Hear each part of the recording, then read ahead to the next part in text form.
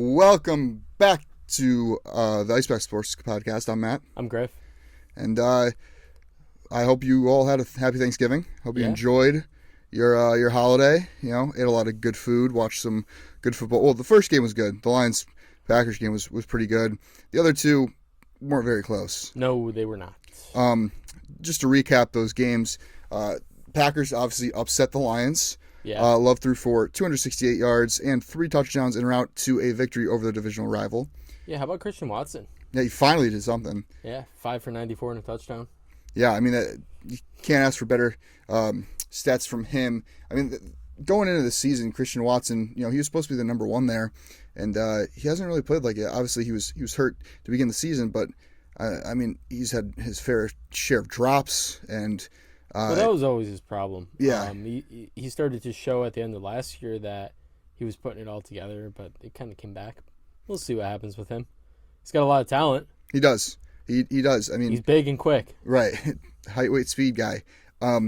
Just no hands. But I mean, yeah, he put up like 20 fantasy points, which is nice. But I feel like a lot of people kind of gave up on him and either dropped him or, you know, he's just been around the bench. But now now is the question. You know, can you actually start playing him? I mean, I wouldn't play him confidently, but I need to see it again from him. Right, I'm with you there. AJ Dillon, though, he continues to struggle in that starting role. Yeah, he's got to get off Farming Simulator. Yeah. Well, because I mean, Aaron Jones, he's missed a lot of games that due to injury this season, and Dillon just has not stepped up. No, he's not nearly the same back as Aaron Jones. Two totally different backs. So when you try to make AJ Dillon do everything that Aaron Jones is doing, it's not going to work out. Yeah, only averaged 3 yards a carry, had 14 carries, 43 yards, 3 catches, 38 yards. Put up 13.3 fantasy points. But, I mean, you expect more out of a guy like that in that kind of offense where they tend to run the ball a lot. Only played in 52% of snaps. Especially, yeah, and they won the game. I mean, with a stat line like that, it doesn't seem like they won the game. But, I mean, Detroit, aside from the loss, they had a decent day. But, I mean, the loss does prove that they can be beaten, especially when you apply pressure to Jared Goff. Yeah. I mean, Jared Goff, last couple of weeks, lots of turnovers, lots of mistakes.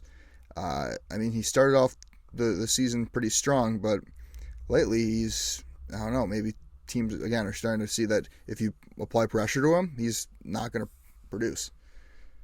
Yeah, Detroit offense definitely struggling outside of the running backs. Yeah. I mean, Gibbs and David Montgomery, especially in fantasy, are still putting up their numbers. Right. Well, that's why I said they Detroit still had a decent day, like fantasy-wise. Because, like, Amon St. Brown had 9 catches, 95 yards. Yeah. Sam Laporta had a touchdown. Like, almost all the guys in that offense that you expect to produce, still put up numbers. It's just, they lost. They couldn't get it done. And, maybe a bit of that also comes down to their defense. Yeah. But Jared Goff's costly mistakes are, like I said, costly. So, moving on. Dallas dominated the commies. Yeah. I mean, Dak continues to ball out, and he inserted himself into the MVP conversation this past week. He went 22 of 32 passing. He had 331 yards and 4 touchdowns.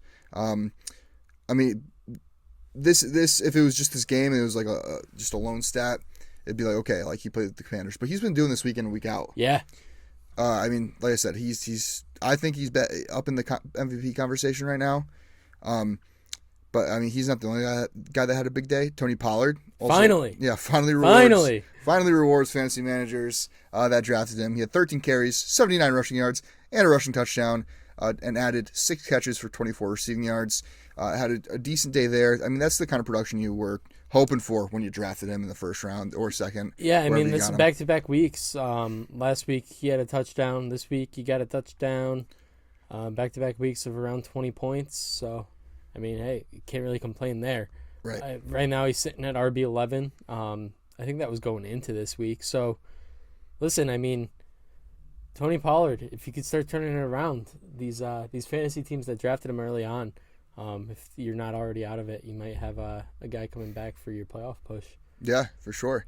And then, I mean, CD Lamb had a down day, but, I mean, he still goes for 4 catches, 53 yards, and a touchdown, which, again, that's a down day for CD Lamb, but that's a pretty darn good day for a lot of other receivers. Yeah.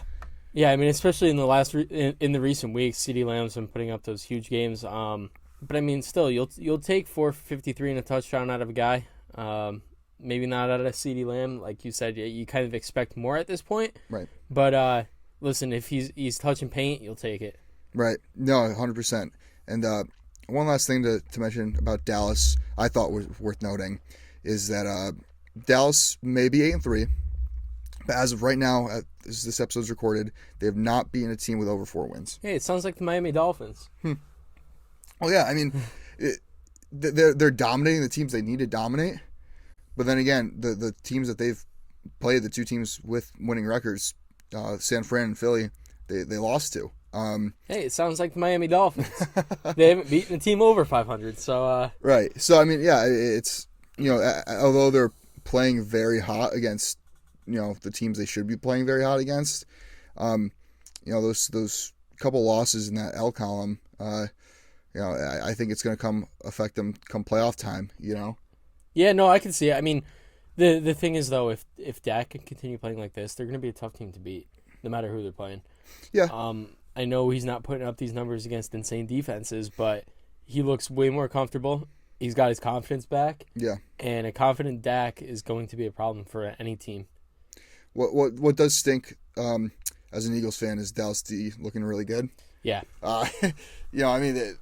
Deron Bland set the record on Thursday of most pick sixes within a season with 5 now? 5, yeah. That's just nuts, which is hilarious because as he picked it off, I go, he's going to run that back for his 5th pick six of the season. Like it was, you couldn't have written it any better. He has more touchdowns than any Patriots receiver. Wow.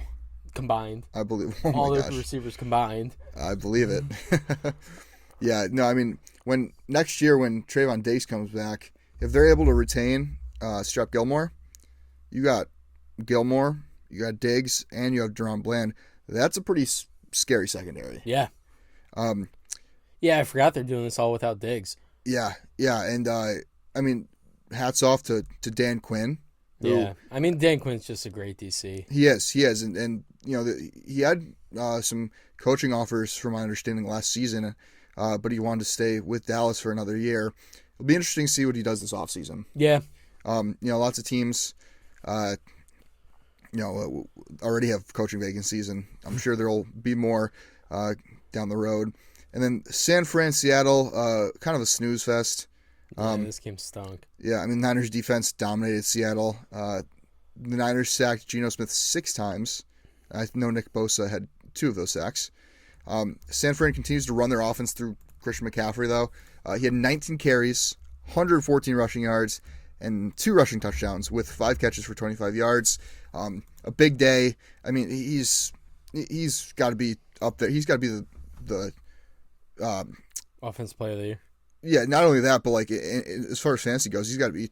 Well, he's definitely RB1, but oh yeah, I mean he's got to be number 1, top 5 for overall. Yeah, overall. I mean, including quarterbacks.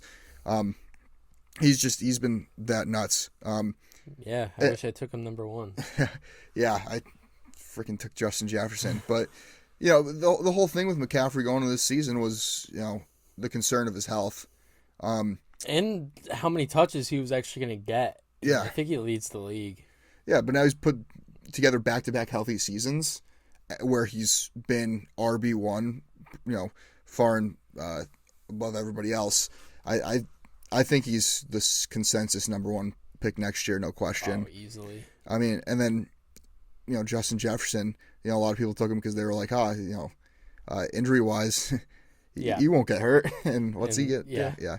But I also think Minnesota's milked that situation a little bit. I do too. But back to the Niners. I mean, Brock Purdy did what he had to do, but still nothing flashy. 209 passing yards, touchdown, and interception. He's a game manager. He is. Big game from Debo, though. Yeah. Debo, what do you have, 7 for 79 or something like that? I believe so. And he had a rushing touchdown. Yeah. It's nice to see him getting involved again because I know, like last year, 779. Last year when they traded for Christian McCaffrey, I mean, the potential you have because Debo is a receiver that can play running back, McCaffrey's a running back and play receiver. You can have so many different sets and lineups with those two. Yeah. And I feel like they still haven't used that to the best of their abilities. And maybe they're saving it for the playoffs. But you have two dynamic playmakers that can play almost every, skill position on offense. And, I'm surprised that you haven't been more creative with that. Yeah, no, me too. But finally, Debo making a splash. I mean, listen, he's another guy. If you drafted him high, I think down the stretch here, you're going to see a lot of Debo in that offense. Yeah, no, probably. I mean, and he's healthy and whatnot now. So, I'm surprised it was a quiet game from Kittle. Yeah, I thought Kittle was going to have a huge day. He only had a couple catches. Same with Ayuk. Ayuk had a decent day. He had a touchdown. Yeah, he only had 2 catches though. I think, right? Did he? Yeah, so. I thought Ayuk had a solid day. Jeez, I keep hitting that thing. Ayuk had 2 catches, 50 yards, and a touchdown. Okay, yeah. So I mean, made the most of the 2 catches. But, yeah. Yeah. I mean, enough about the Niners. Let's talk about the Steelers. Oh, Canada. He's gone. Steelers fans rejoice. I mean, for the first time all season, the Steelers put up over 400 total yards. Najee Harris returned to form just when everyone, including us, thought that Jalen Warren was going to take over that backfield. Najee had 15 carries, 99 yards, and a touchdown. Warren had 13 for 49 and lost a fumble. And Kenny Pickett, 24 of 33, 278, no touchdowns, no picks, but he looked much better. This offense learned how to move the ball. They did. They sure did. They flourished without Matt Canada. Oh, my God. And we knew that was going to happen. Everyone knew that was going to happen. Right. And the only thing that I thought we'd see a little bit more of was George Pickens. Yeah. I was a little disappointed at the lack of Pickens usage. But, hey, maybe this is just the start. And going forward, they'll utilize Pickens a lot more. But I think they've made it clear that Deontay Johnson is the one in that offense right now. Deontay Johnson also scored a touchdown that they should have. They ended up calling it incomplete. They should have reviewed it. He had three steps in back of the end zone, then the ball came out. But it should have been a touchdown. Yeah, no, I remember that play. Yeah, it was definitely early in the game. Yeah, I don't know. I was on the fence with that. I mean, because I could see with the whole control and possession roles. Yeah. But yeah, I mean, Dez caught the ball. Yeah. Well, I'm not gonna go that far, but and then how about that New England Giants game? I mean, what New about England. It? Yeah. Well, if you had to watch it, first off, I'm sorry. Second off, man, is New England tanking or what? New England's tanking, but the Giants, man, let's be honest, they're shooting themselves in the foot here. They're winning meaningless games in a year where they need a quarterback in the draft. Mm-hmm. Well, but at the same time, this is the NFL. Yeah. There is integrity that's involved with the NFL. And, I mean, although from a fan perspective, it's like, oh, yeah, let's tank, let's get a better quarterback.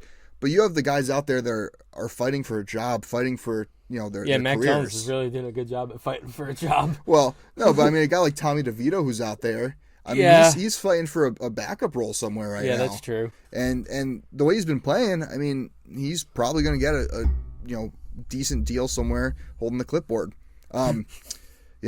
Somewhere where he can pay the bills and get all the chicken cutlets he wants. And sit there and be a backup quarterback. Yep. That's the best job in America. It is, yeah. I mean, backup quarterback and a bullpen catcher.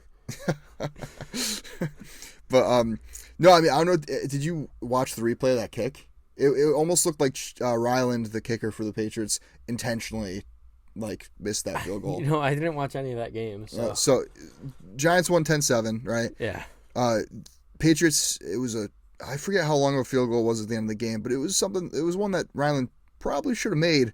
And it just, the way he went and kicked it, it looked like he was trying to miss the kick. It just missed it by Bill was little miss or you're gone. Yeah, no, literally. Yeah, so I mean, I don't know, I'm not surprised. I mean, that seems like a New England thing to do, but at the same time, it's again, the integrity of the NFL. Well, how about New England now? I mean, you're sitting at 2-9. You're in prime position right now for a top pick to hopefully draft your future franchise quarterback or the next guy that you'll ruin. Anyways, moving on. Right. Well, that's the other thing too. Is Bill Belichick, if he ends up, leaving, why would he be tanking right now and trying to set the Patriots up in a good position? Right. So it almost makes me think that he's staying. He's not going anywhere. Yeah, with how poorly they're playing right now, I mean, I don't know. You almost think that he's trying to set them up for the future because he thinks he's going to be there for the future. Yeah. I don't think he's going anywhere. Yeah. I want to touch on this guy a little bit because he had a monster game, and that is Kyren Williams. He's back. Yeah. In the same week that Kyren Williams returns from IR, he goes absolutely nuclear versus the Cardinals. Williams had 16 carries for 143 rushing yards. And he also added 6 catches for 61 receiving yards and 2 receiving touchdowns. I mean, that's nuts. Yeah. This is a guy that, I mean, what was he a UDFA last year? Or was he like a late round pick? I don't remember, but he was a guy that, he wasn't a high draft pick or anything. He was a backup coming into this season. He was behind Cam Akers, and then all of a sudden, he started taking off at the beginning of the season. Obviously, he gets hurt. And then now, I mean, he's back, and he's a massive playmaker for the Rams. I mean, I didn't see this coming at all. I mean, I knew something was up when they cut Darrell Henderson. 5th round pick. 5th round? Yeah. That sounds about right. I mean, to get this kind of production out of a 5th round pick, I mean, that's pretty good. Yeah. I mean, they've been killing it with those 5th round picks. You had Kyren Williams last year, Puka Nacua this year. Yep. I mean, the Rams are sourcing lots of talent, getting gems deep in the draft. Yeah, their scouting department's pretty solid, huh? Yeah. Stafford also had a pretty nice day for the Rams. He had 229 yards and 4 touchdowns passing. He also had an interception. He didn't have to stretch the ball downfield. That game was done pretty early. Yeah, I thought it was going to be a lot different of a game. I thought with Kyler Murray back, Arizona was going to take it, but Arizona has a huge problem, and it's on the defensive side of the ball. Yeah. I mean, you let up 37 points to the Rams. I mean, I get the Rams have some decent weapons, but man, 37 points. Oh. Rams now 5-6 though. I mean, they're way better than I thought they were going to be this year. They are. I mean, then they're kind of in the NFC playoff hunt right now. Yeah, I mean, it all comes down to Matt Stafford. When you have Matt Stafford healthy and he's actually a threat to throw the ball, there's going to be plays that are made. Matt Stafford's notorious for making all of his receivers look better. And not only that, like, the difference between having Matt Stafford and who else in there, you can't stack the box against a guy like Kyren Williams. So that creates a lot of opportunities for him to make plays downfield too. Yeah. And then how about the game of the year, in my opinion? Eagles-Bills. I mean, it started off kind of slow in the first half, but that second half, things really ramped up. It was an insane second half. Talk about a slugfest between two powerhouse teams. Yeah, Jalen Hurts' first half was not very pretty. No. His second half was very pretty. Yeah. Well, that's been the issue with the Eagles this year. Is slow start. Very slow start. We've been a second half team all year, which is the complete opposite of how we played last year. Last year we were a first half team, and we slowed down in the second half. But I think Brian Johnson, the Eagles OC, has been a bit of a liability to the team this season because you have all of these offensive weapons, but the play calling's been so plain, so vanilla, so just mediocre. Like it's been so predictable. And I mean, towards the end of the game, there were some pretty good play calls, but I don't know how much of that has been Brian Johnson or how much of it is, Jalen Hurts calling audibles. Well, now Jalen Hurts has 3 straight seasons now with double-digit rushing touchdowns. Yeah. I believe it's the first player in NFL history to have 3 straight seasons with 10-plus rushing touchdowns. You mean quarterback, right? Yeah, that's what I meant. Okay. Yeah, sorry. I was going to say first player. Yeah, no, I'm sorry. First quarterback. Okay. Yeah. I mean, the Bills came close to taking down Philly, but Eagles win in OT, handing Josh Allen another overtime loss. Allen is now 0-6 in overtime in his career, including the playoffs. Yeah, not ideal. No, definitely not ideal. And Hurts, we just talked about, despite playing hurt, Hurts finished the game with 5 total touchdowns, 3 passing, 2 rushing. That was all in the second half, wasn't it? Or no, he had one in the first half? I think 4 came in the second half, if I remember correctly. But I do want to say, I mean, protection was a little bit of an issue because we were out. Lane Johnson. Yeah, Lane Johnson was out. He had a last-minute groin injury that came up on the report. But, I mean, Jack Driscoll did a decent job protecting, obviously. Yeah, he did his best Lane Johnson impression, jumping on every snap. Oh, my God. But, no, I mean, no Lane Johnson definitely hurts, but... Shout out Driscoll, though. Connecticut boy. Yeah, true. You know, showing that we can still win without, you know, one of our best offensive linemen. I mean, that's the adversity you got to overcome, which I know the Eagles have one of the best rosters, you know, top to bottom in the NFL. Can't really say that they have diversity because of injuries, but yeah, it's probably the most diversity we've faced this year. That aside from the Hurts, you know, playing injured. Devonta Smith came up pretty big, had some clutch catches. He went 7 catches, 106 receiving yards, 1 touchdown. I mean, he had some really, really big catches. I mean, on third down and whatnot. And A.J. Brown had a quiet game, was 5 for 37 with a touchdown, but at the end of the game, he did make some big plays, especially on that last drive, to set up the game-tying field goal. Yeah. How about Jake Elliott? Yeah, Jake Elliott. Oh, my gosh. Was it 58, 59? Yeah, I truly thought he was going to miss it. Like, I was kept telling myself, like, he's going to miss, because it was raining. Yeah. And, I mean, 59-yard field goal is hard to begin with. 59-yard field goal in the rain. I mean, that's dang near impossible. And he hooked it, man. Yeah. I was going absolutely nuts in my living room watching that. Yeah, that was sick. Yeah. I mean, just overall, the game was electric to watch. It was so much fun. And, man, I truly think it is one of the games of the year. If you were lucky enough to be able to watch it, or at least the second half of it, and overtime, you were pretty lucky. But the Eagles are now 10-1. Yep. The only loss being to your Jets. Hell yeah. And the Bills are now 6-6, which is probably a little bit of a problem in that a strong AFC. I can't believe that the Eagles only lost it to this Jets team. I can. I don't understand it. But the one Eagles game I've been at this year, and it was only loss on the season. You went. That's why. That's probably why. But one last thing I want to just touch on quick before we jump into our Week 13 picks is Carolina today fired head coach Frank Reich after starting the season 1-10. Yeah, they did. Do I think this is premature? 100%. I don't care what your record is. You have a rookie quarterback, and his best receiver is a 33-year-old Adam Thielen. Yeah. The offensive line has had its struggles. I think part of the reason is that I bet Reich was the guy that wanted Young. Maybe. And I think a lot of the other guys in that front office wanted CJ Stroud. And I think that's where a lot of the issues are starting. Yeah, but this is a Jim Irsay move by Tepper. Pulling the trigger way too early and making a premature decision. So he has the Panthers and he has an MLS team, and this is the 4th head coach he's fired in the last 18 months from those 2 teams. Yeah, I mean, I've always been a firm believer that if you're bringing in a new coach, you need to have a 3-year plan, and you need to be able to keep them for 3 years. I totally agree. You know, maybe that first year, you know, you're dealing with all the roster turnover. That second year, you know, you should be in the second year of having that quarterback. The quarterback should be coming out. That third year should be, you know, that final testing year where, you know, it's playoffs or bust. Yeah. And, you know, you finally get those little pieces, you know, and the kinks all worked out until, you know, that third season is when you have the final product of the coach's vision. And, you know, you didn't even let him finish out the year.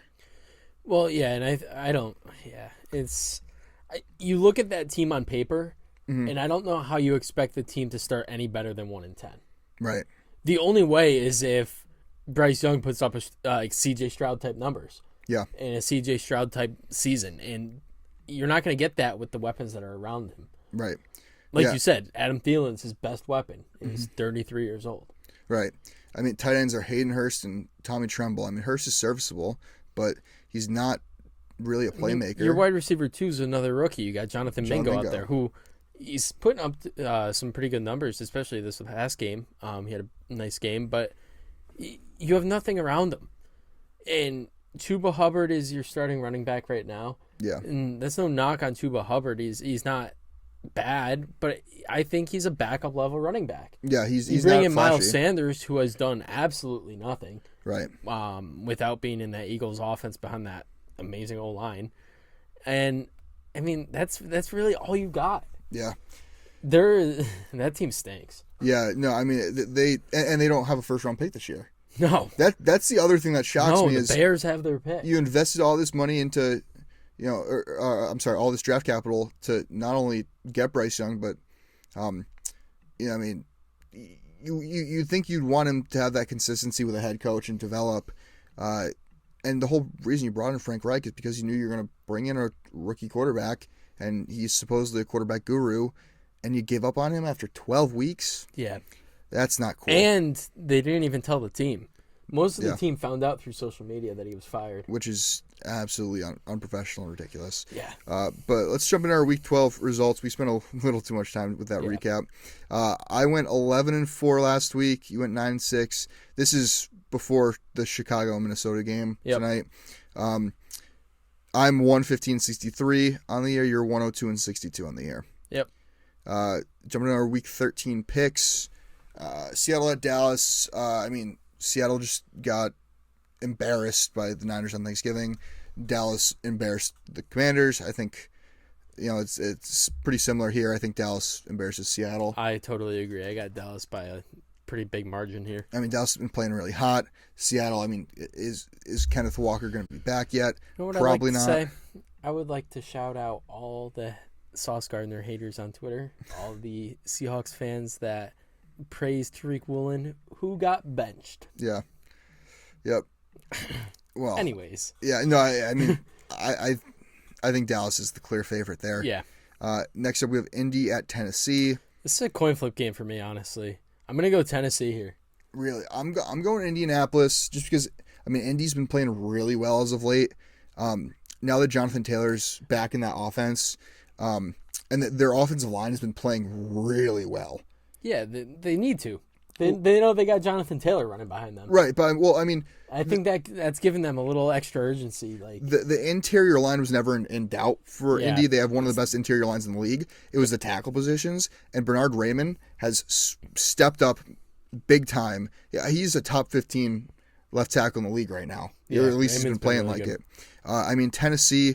I don't know. They played Carolina, so what I can't wait for though. Obviously, they looked good, but I can't wait for next year to watch Anthony Richardson play in that same backfield as Jonathan Taylor. Yeah, that's going to be a fun team to watch. It will be. Yeah, and Shane Steichen, who he'll get creative with the play calling. But yeah, I like Indy over Tennessee here. I don't know. I know Tennessee's home, but Tennessee, their offensive line is non-existent. Yeah. The complete opposite of Indianapolis, and as decent as their defense has been playing, I think Indy runs all over them. All right. We got the Chargers at the Patriots. Patriots are tanking, and we just talked about it. I'm going the Chargers. I'm going the Chargers too, but I think that game's going to be rough to watch. Yeah, the Chargers. No, the Chargers, man. Brandon Staley needs to go. It should have been him instead of Reich. Honestly. Poor Justin Herbert, man. Yeah. Oh my gosh. As good of a guy as Herbert is, and great of a quarterback. One, he doesn't play defense. Yeah. Two, his receivers have had a lot of drops this year too. Yeah. He has not gotten the best help. Yeah. Once Mike Williams went down, that was really it for that offense. Yeah. I didn't realize how big of a part Mike Williams was of that offense until this season. Moving on with Detroit at New Orleans. Yeah, Detroit here, bounce back game. New Orleans still looks pretty bad. Derek Carr's washed. Yeah, like you said, Detroit bounce back game. You lose to Green Bay on Thanksgiving. I think I jinxed that. I said last week that Detroit usually loses on Thanksgiving. That's pretty American. Yeah. And yeah, it happened once again. But that Detroit team is too good to lose two in a row, and especially against the New Orleans team. And New Orleans is bad enough to lose a lot in a row. Yeah, a lot in a row. We got Atlanta at my Jets. I'm going Atlanta here. Yeah, just when I start to count out Atlanta, they come back and they pull me right back in. Yeah. I got to go Atlanta as well. I mean, the Jets, this is going to be a low-scoring game, though. They're starting Tim Boyle again, and Tim Boyle, I believe they said it on the broadcast, has statistically been the worst quarterback in college and NFL combined. Yeah. In college, I believe he had 1 touchdown and 10 picks. And I think in the NFL, he's got 4 touchdowns and 13 picks. I mean, no knock on the guy. Shout out another Connecticut boy, though. Yeah, he's probably a great locker room guy. Xavier High School legend. But, yeah, no, I mean, you're trotting him out instead of Zach Wilson. I don't have much faith in that offense. If your defense can pull it together, I mean, maybe you'll win in a 10-7 matchup, but I think Atlanta has too many offensive weapons for that to happen. I don't know. I think we have enough power on defense to slow him down, especially Bijan, Kyle Pitts, and Drake London. Somebody's going to make a play for them, though. You can't slow down all of them on every single play. Matt Collins' legacy game, potentially. Maybe Kadarrell Hodge legacy game. Cordell Patterson.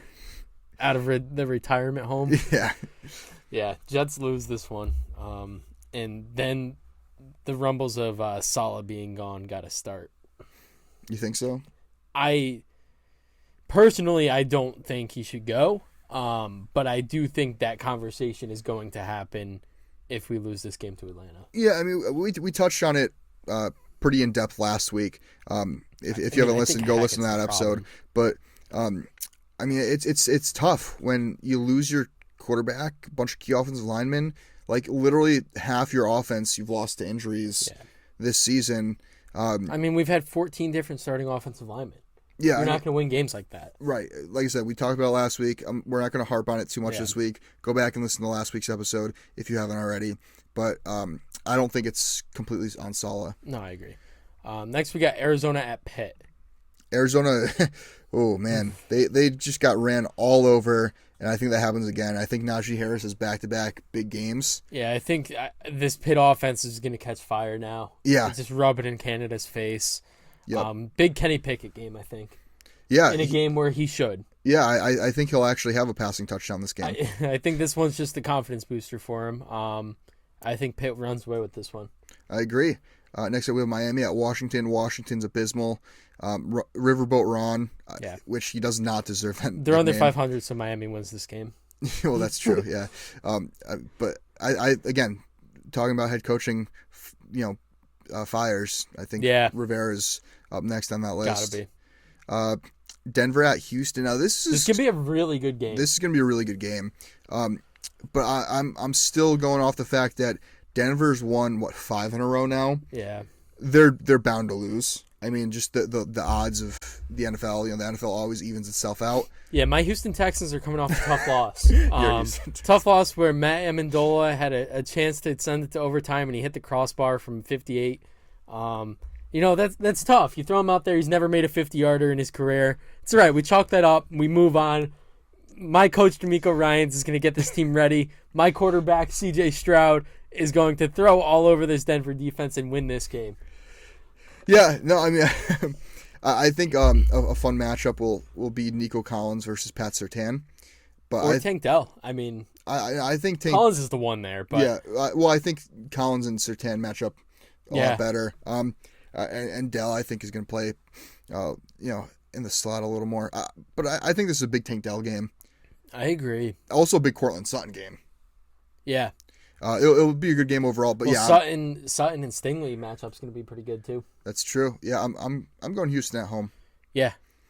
Carolina at Tampa. Now, I initially took Tampa, but two things. Tampa's been playing really bad. Wait. You're taking Carolina? I haven't decided that yet. But usually when a team fires their head coach, they almost always rally back the next game and win that following game. Yeah. Have they named an interim yet? Yeah, I forget who they named. But yeah, I'm changing my pick. I initially had Tampa. I'm going Carolina. Chris Tabor. That's right. Yep. All right. With Jim Caldwell calling offensive plays, I believe. Oh, is he? Yeah. Well, I am going Tampa Bay. Because I don't care who's the head coach for Carolina. they still stink. I'm telling you though, there's something magical about when a team fires their head coach. The team always bounces back and almost always wins that first game.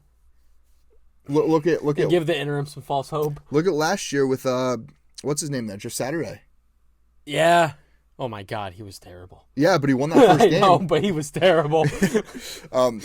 So yeah, no, I mean I don't care who you try out there. It's almost like the players, it lights a fire under their butts and they go out there and win. So I'm taking Carolina. All right.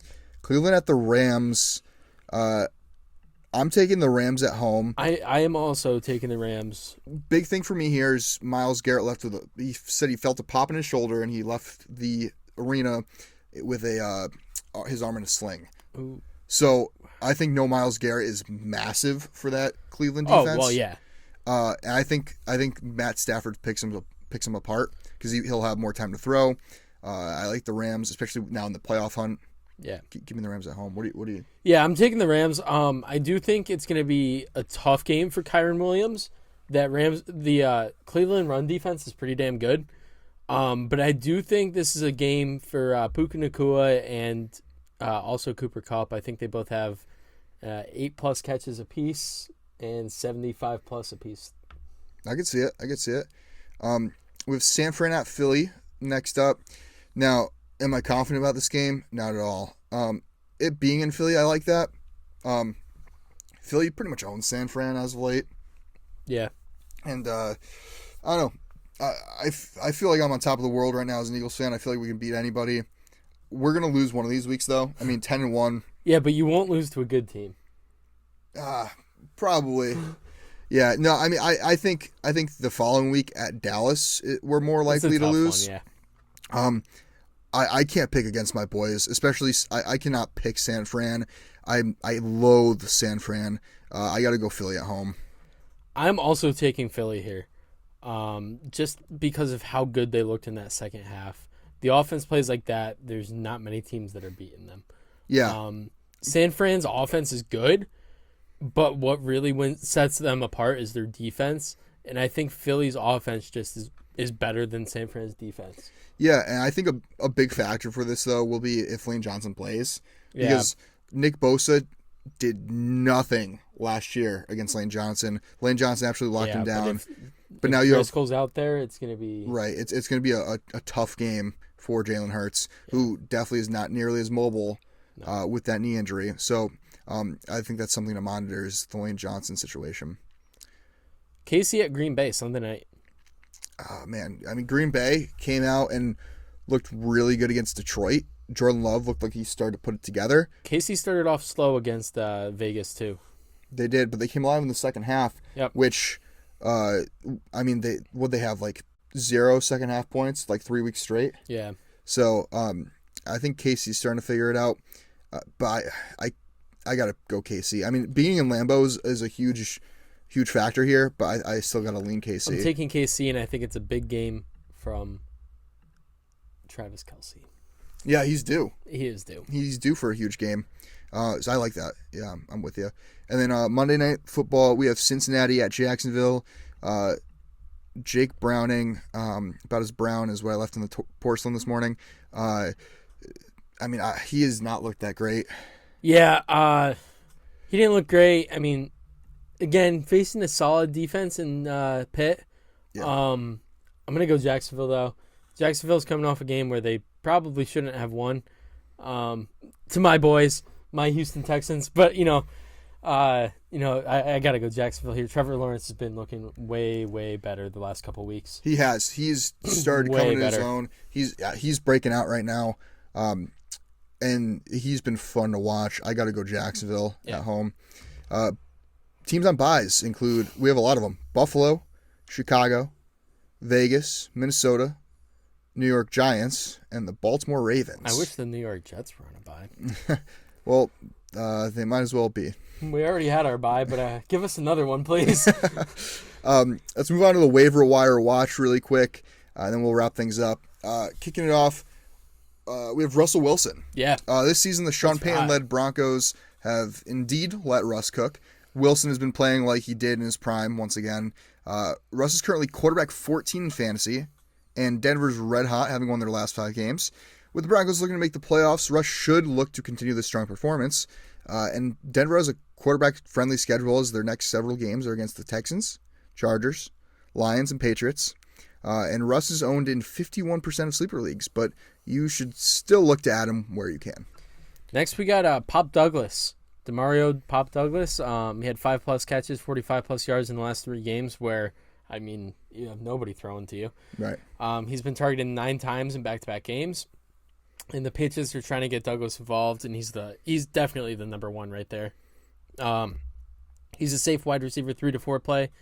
Throw him in the flex. He's owned in 47% of sleeper leagues. I'd go out and get him. Yeah, no, I mean, Pop Douglas, they got to throw somebody, right? Yeah. Tank or not. And next, another receiver, we got Jayden Reed. Reed returns to our waiver wire watch for the second straight week. Yeah. Reed followed up back-to-back weeks as wide receiver 11 with a solid outing where he caught 4 passes for 34 yards and a touchdown. Reed has now topped 15-plus PPR fantasy points in his last 3 straight games and looks to be a reliable option for Jordan Love.